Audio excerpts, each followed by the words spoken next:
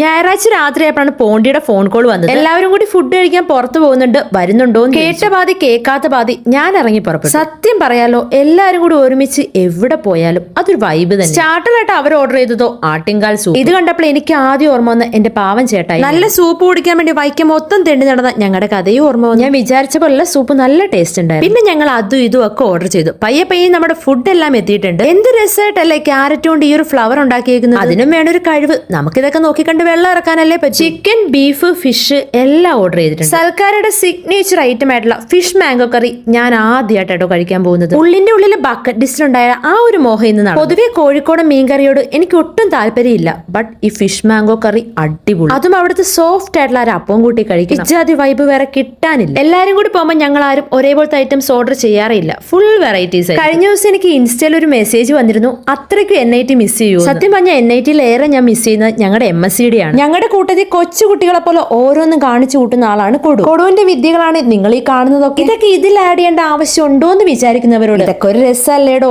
ലൈഫിൽ ഇങ്ങനെ എന്തെങ്കിലുമൊക്കെ വേണ്ടേ നമുക്ക് ചിരിക്കാം. നന്ദേട്ടന്റെ ഈ മൊട്ട ലുക്ക് കണ്ടിട്ട് ഏതെങ്കിലും ഫിലിം ക്യാരക്ടറിന് ഓർമ്മ വന്നവർ കമന്റ് ബിലോ. ലാസ്റ്റ് ലൈം ടീയും ജ്യൂസും ഒക്കെ കുടിച്ചിട്ട് ഞങ്ങൾ എല്ലാവരും അവിടെ നിന്ന് ഇറങ്ങി. ഇനി ഇങ്ങനെ ഇവരുടെ ഒരു സുന്ദരമായ കാലം ഇല്ലല്ലോ എന്ന് ഓർക്കുമ്പോൾ നല്ല വിഷമം ഉള്ളിന്റെ ഉള്ളിലുണ്ട്. ഞാൻ നിങ്ങൾ എല്ലാവരും ഒരുപാട് മിസ് ചെയ്യും. അപ്പൊ അടുത്ത നല്ലൊരു വീഡിയോ ആയിട്ട് വരുന്നവരെ ടാറ്റാ.